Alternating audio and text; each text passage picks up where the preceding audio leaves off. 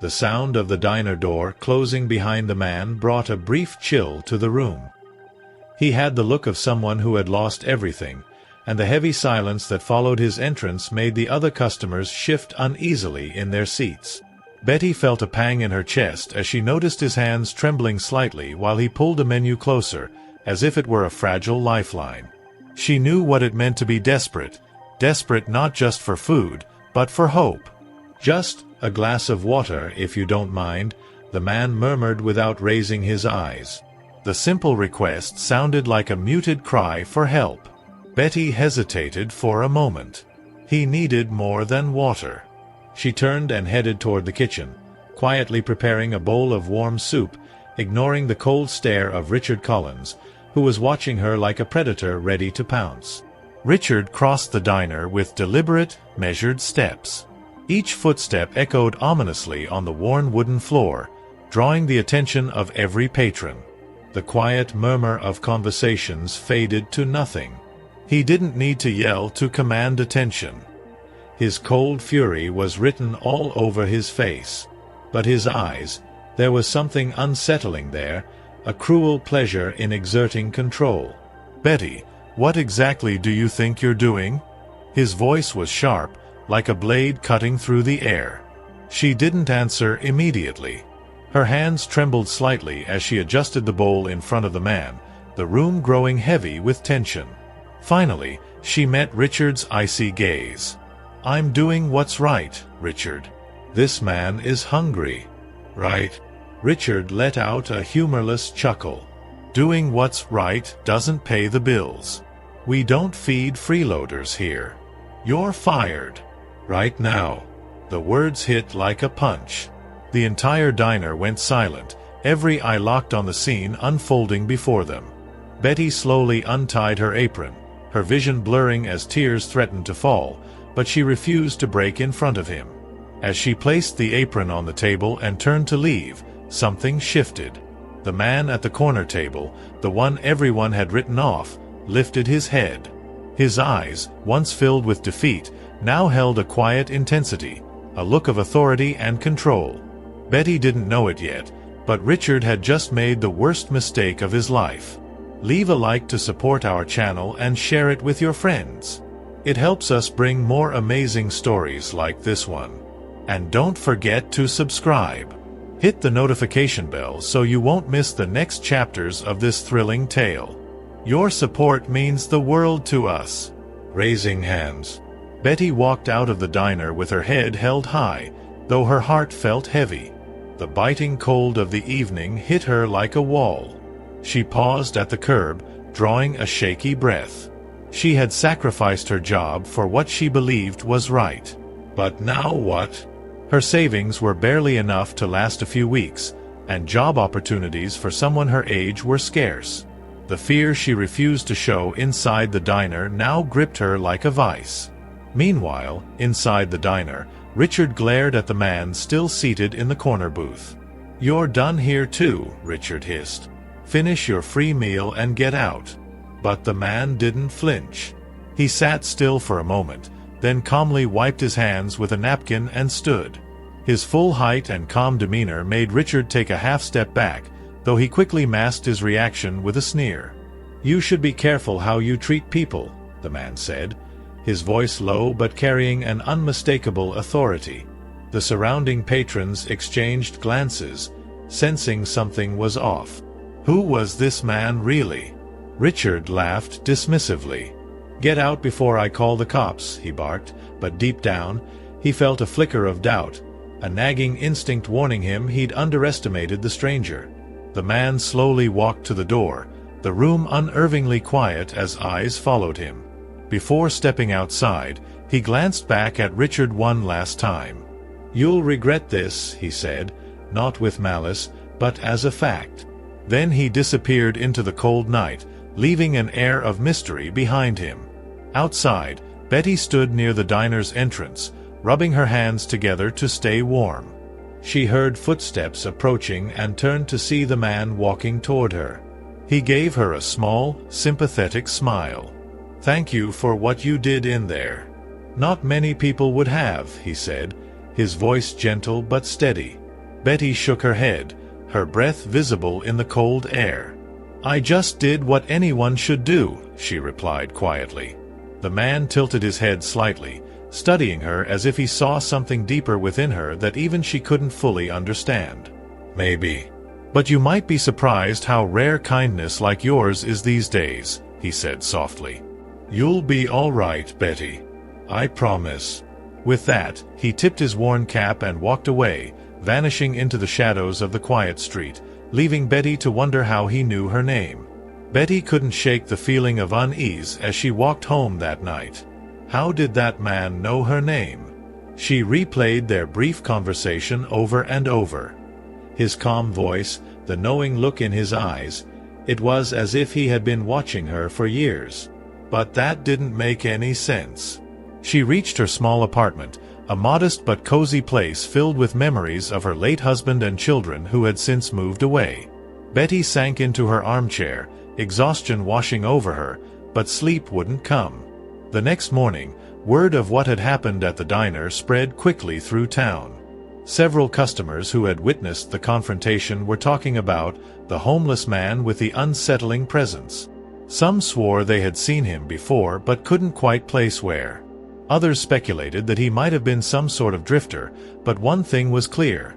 His last words to Richard, "You'll regret this," had sparked curiosity and fear alike. Rumors swirled like wildfire. Richard, however, was determined to maintain control. He arrived early at the diner, barking orders and pretending as if nothing had changed. But deep inside, he was on edge. He kept glancing at the door as if expecting the man to return. The normally cocky manager found himself startled by every creak and shadow. "It's just nerves," he muttered to himself. Still, something about that man haunted him. He had seen all kinds of people pass through the diner, but there had been something different, something dangerous, in that man's gaze. Meanwhile, Betty busied herself with trying to find work. She made a few calls but was met with polite rejections. "Sorry, Betty. We just don't have any openings right now," said one familiar voice after another. Frustrated but not defeated, she decided to take a walk downtown, hoping that a clear mind might help her think of a solution.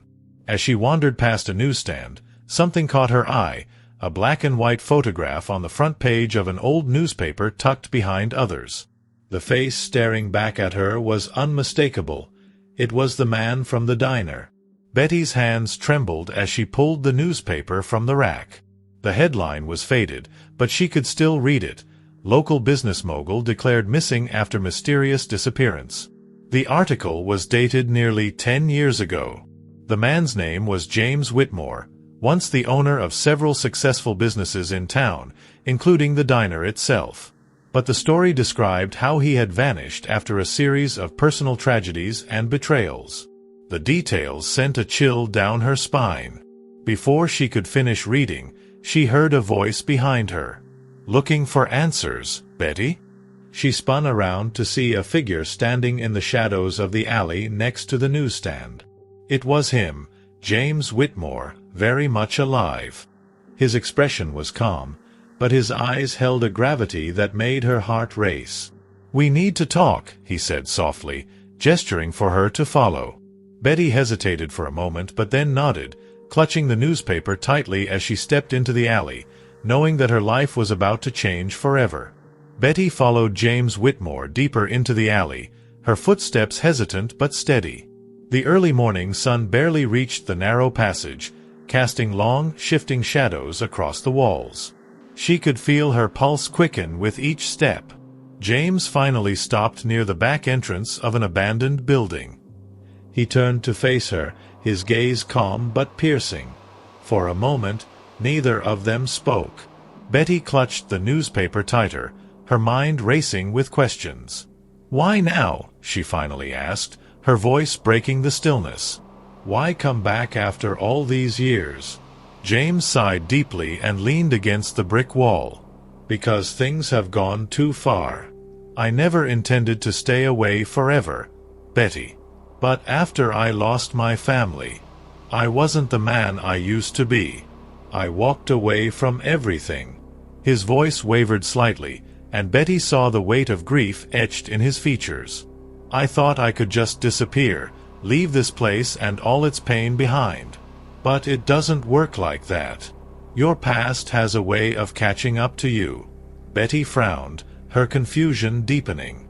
"And what does that have to do with me?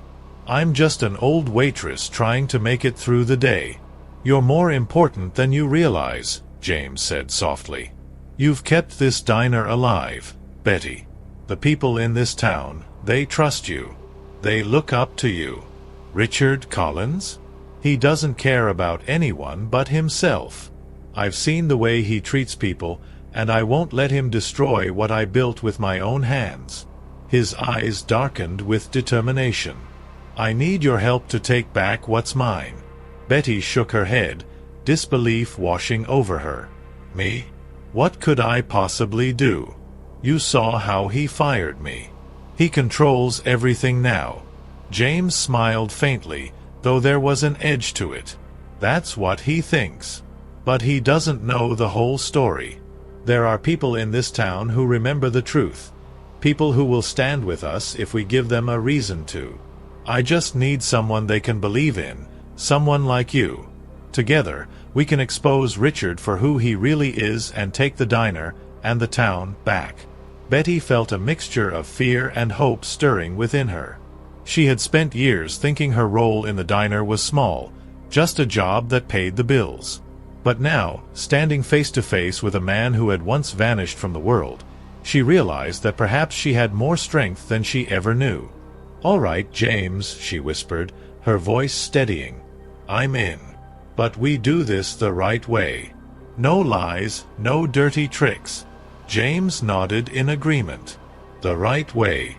I wouldn't have it any other way." Betty spent the rest of the day grappling with the weight of her decision. She hadn't been part of a fight in years, not since her husband's illness had forced her to focus solely on survival. Yet here she was, preparing to challenge Richard Collins, a man whose influence reached far beyond the diner's doors. James had promised they wouldn't be alone, but doubt gnawed at her. Would anyone truly stand up for her? Or would fear keep them silent, just as it had for so long? As evening fell, Betty made her way to a small park near the edge of town. She had agreed to meet James there, and to her surprise, she found not just him, but several familiar faces waiting. Carl, the retired mechanic who used to visit the diner every morning. Maria, the schoolteacher who always ordered tea and a blueberry muffin. And even George, a former employee fired by Richard after a dispute over wages. They all looked at Betty with quiet respect, as if they had been waiting for this moment just as much as she had. "You all came," Betty said, her voice filled with a mixture of shock and gratitude. "Of course we did," Carl replied, stepping forward. "That diner isn't just some place to eat. It's part of our lives. You've always treated us with kindness, Betty. Now it's time for us to return the favor." The others murmured in agreement, their expressions resolute. James stood beside her, his presence steady and reassuring. "We need to do more than just talk," James began, addressing the group. "Richard Collins thrives on fear. He thinks no one will dare challenge him. But if we act together, strategically, we can take back control. First, we'll need to gather more support. There are suppliers, former employees, and even local officials who've been hurt by his greed. If we can get them on our side, we'll have a real chance." "And what about the customers?" Maria asked. "They're loyal, but most of them don't know what's really going on behind the scenes." "We'll show them," Betty said with newfound confidence. "We'll remind them what the diner used to stand for. This isn't just about a business. It's about our community. If we stand united, Richard won't be able to break us." Her words hung in the air like a spark, igniting a sense of purpose among the group. For the first time in years, Betty felt a fire inside her, a fire that Richard would soon come to fear. "Now it's your turn. What do you think will happen next in this powerful story of unity and resistance?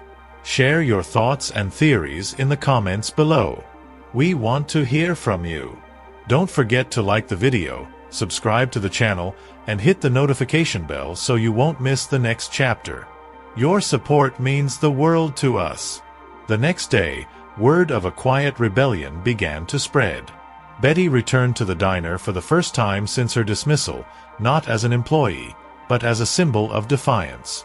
She walked through the door with her chin high, and conversations hushed as patrons noticed her presence.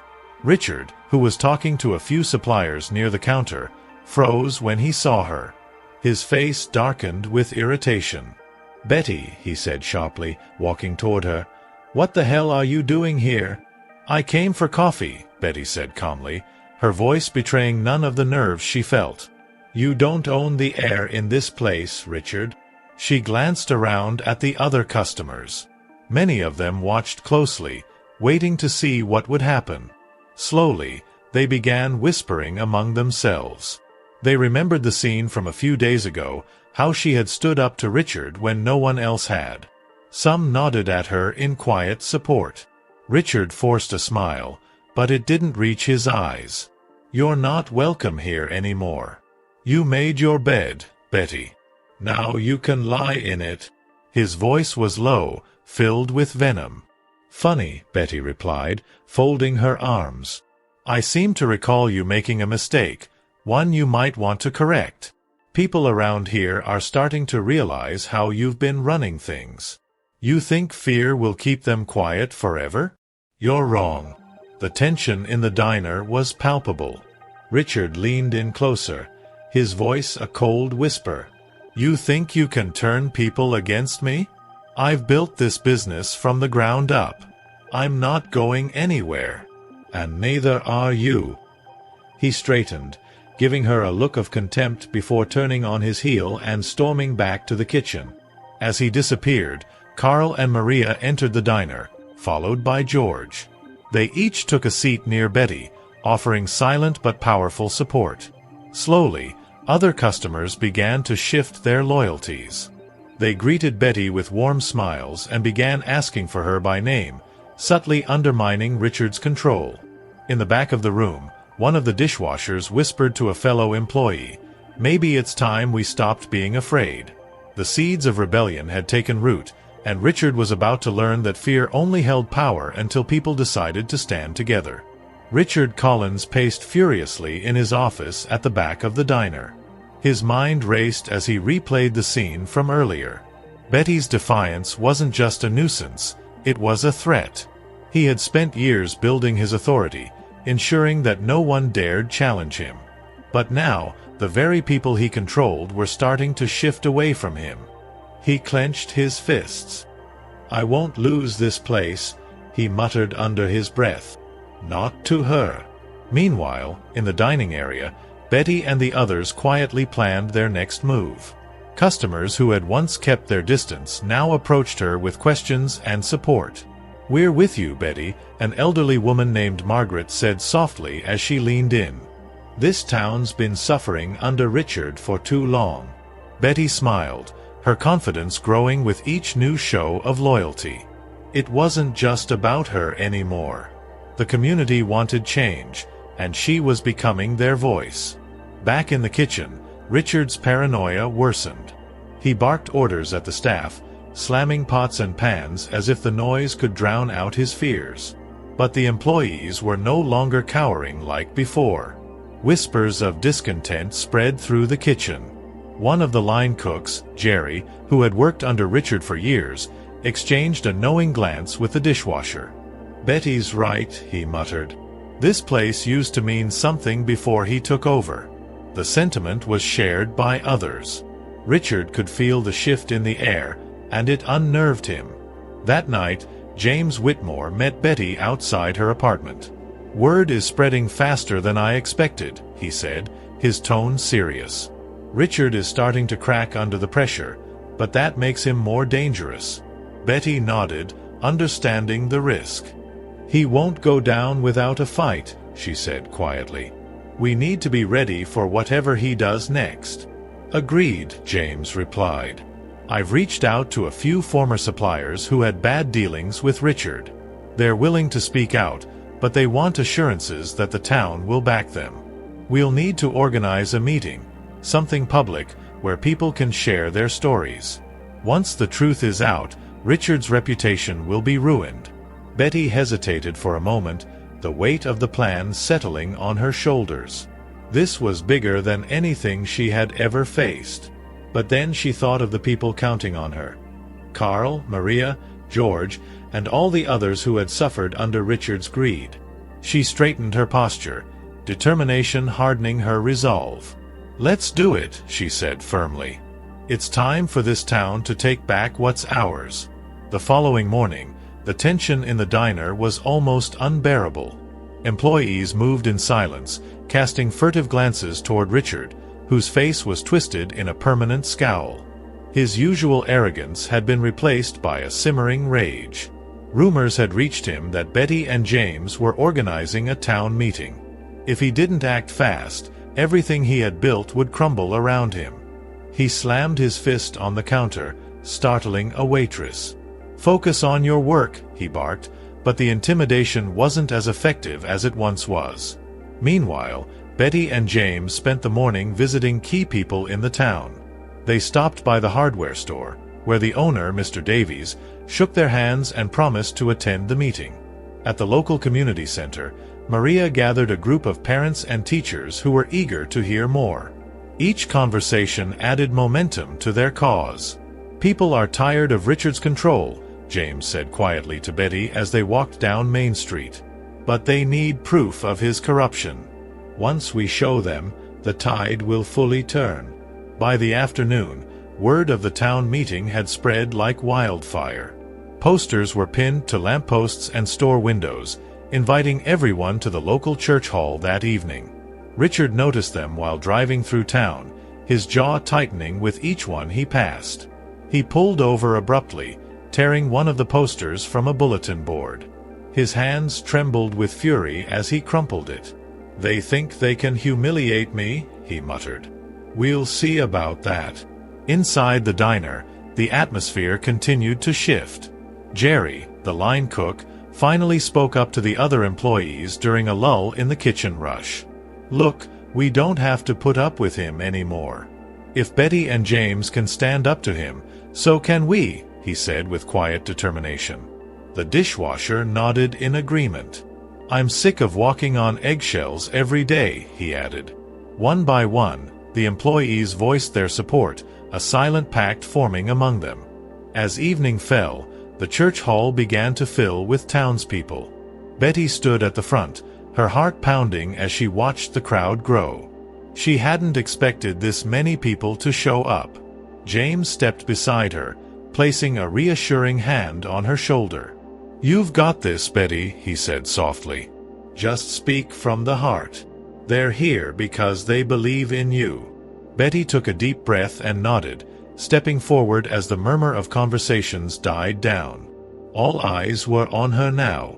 "Thank you all for coming," she began, her voice steady despite the fear swirling in her chest. "This diner, this town, means everything to me. But for too long, one man has used fear and intimidation to control us. We deserve better. Tonight, we'll share the truth about Richard Collins, truths that he doesn't want you to know." The room fell into a tense silence, anticipation thick in the air. Everyone knew that by the end of the night, nothing would be the same again. The church hall was packed, the tension so thick it seemed to hang in the air. Betty stood under the dim overhead lights, her hands gripping the edge of the podium. For a moment, she hesitated, but then she saw familiar faces in the crowd. Carl, Maria, George, and dozens of other townspeople who had come to hear the truth. Betty straightened her posture. This was the moment they had been preparing for. She couldn't falter now. "It wasn't always like this," Betty began, her voice steady and clear. "This diner was once a place of warmth and community, where everyone was welcome. But when Richard Collins took over, things changed. People were fired unfairly.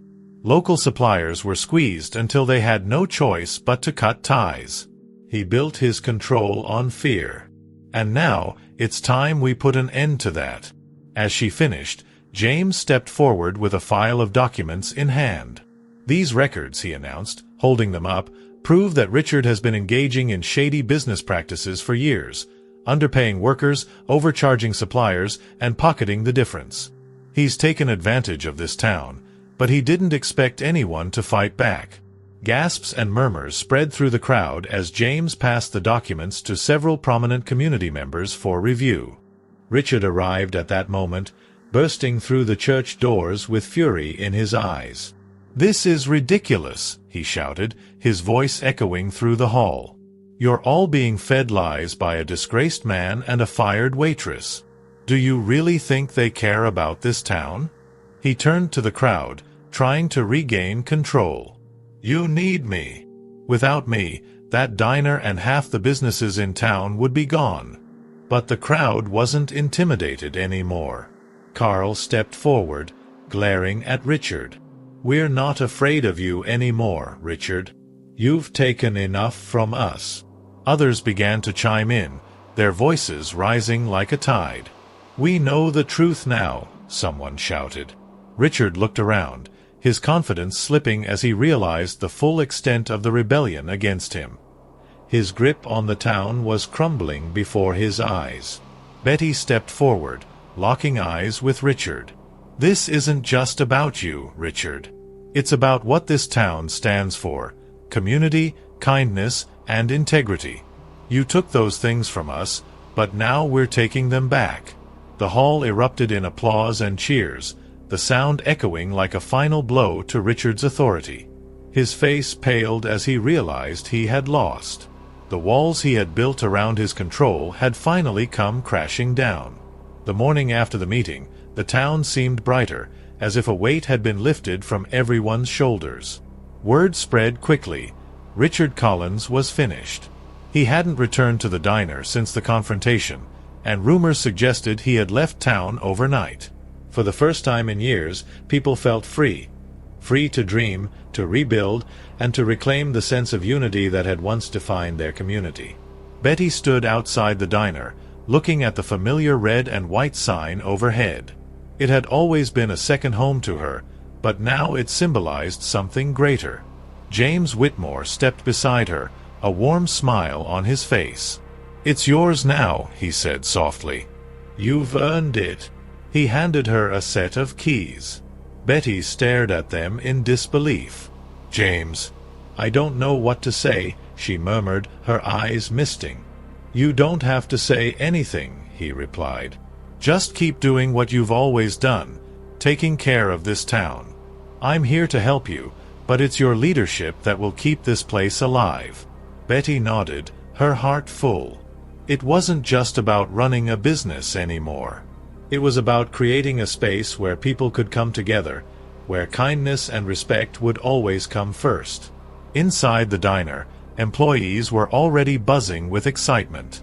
Jerry and Maria worked side by side, laughing as they prepped orders. Carl fixed a broken stool near the counter while George took inventory in the back. The air was filled with hope and possibility. Betty walked through the dining area, feeling a sense of pride as customers greeted her warmly. For the first time in a long while, there were no more whispers of fear, no more nervous glances over shoulders. Later that afternoon, a small group of children ran into the diner, giggling as they ordered milkshakes. Betty chuckled, watching them with fondness. She served them herself, savoring the joy on their faces. It was moments like these that reminded her why she had fought so hard. The diner wasn't just a business, it was a living, breathing part of the town's soul.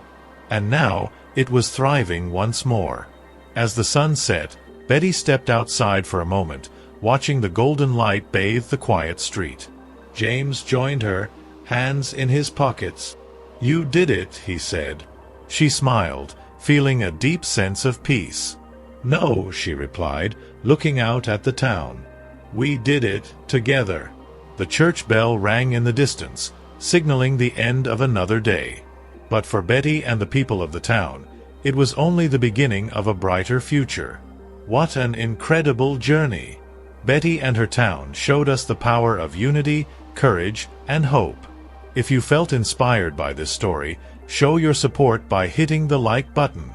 Make sure to subscribe to the channel and click the notification bell so you won't miss more inspiring stories like this one. Your support keeps us going. Thank you for being part of our storytelling journey.